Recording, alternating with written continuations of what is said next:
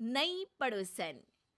प्यार और दोस्ती के बीच का जो रिश्ता होता है ना, वैसा ही कुछ रिश्ता है शर्मा जी का अपनी पड़ोसन बबीता भाभी से। अरे सुनिए ना, कुछ पैसा देकर जाइएगा। मैं और पड़ोस की बबीता भाभी आज शॉपिंग में जाएंगे।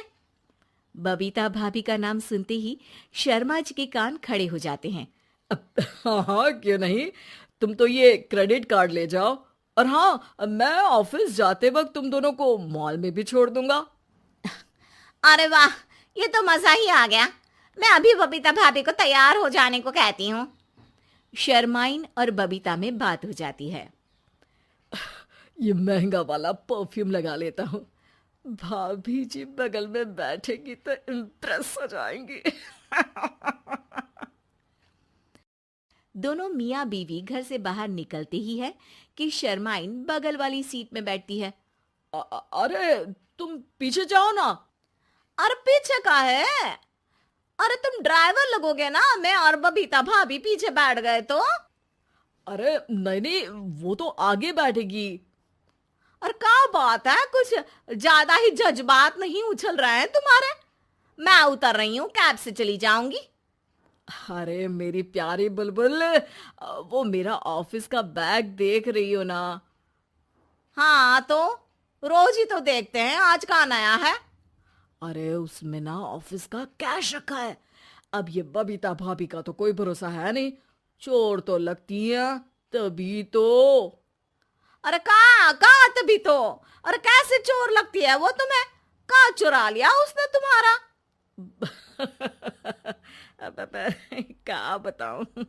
मतलब कि अब पैसे गायब हो गए तो शर्मा शर्मी में कुछ बोल भी नहीं पाएंगे। तुम बैग पकड़कर पीछे बैठ जाओ, वो आगे बैठ जाएंगी। होता भी ऐसा ही कुछ है। बबीता जी बैठ जाती है शर्मा बाबू के बगल में। अब जो कार स्पीड ऑफिस जाने के लिए 70 होती थी, वो 40 में आकर अटक जाती है। अरे क्या बात है, आज तो आपकी कार चली नहीं रही है। बबीता जी जोर से सांस लेते हुए कहती हैं, ये कैसी प्यारी सी महक है। अरे लगता है मेरा परफ्यूम है, लेकिन मैंने तो लगाया नहीं। अरे वो लगता है गलती से मैंने। अरे शर्मा जी, लेडीज परफ्यूम। अब जी जी, वो बाजार आ गया। अच्छा, आप लोगों को अगर टाइम लगेगा तो बता देना, मैं आ जाऊंगा लेने। अरे नहीं ना, ठीक है जाओ अब ऑफिस। हाँ, वैसे ही लेट हो रहे हो कब से। बाय बाय भाभी जी, अच्छे से शॉपिंग करिएगा। जी बिल्कुल। अगले दिन। अरे सुनिए तो, शाम को जल्दी आ जाइएगा, वो बबीता भाभी है ना। अब कौन बबीता भाभी? याद नहीं आ रहा।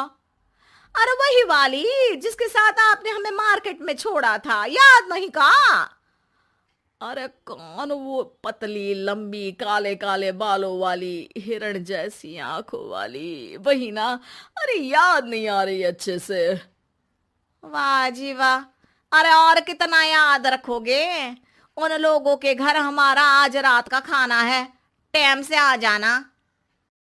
शर्मा और शर्माइन पड़ोस की बबीता भाभी के घर खाना खाने जाते हैं, जहां बबीता का पति कहता है, अरे आइए आइए भाभी जी, आप ही का इंतजार हो रहा था। देखिए, आज सब्जी मैंने खुद आपके लिए अपने हाथों से बनाई है।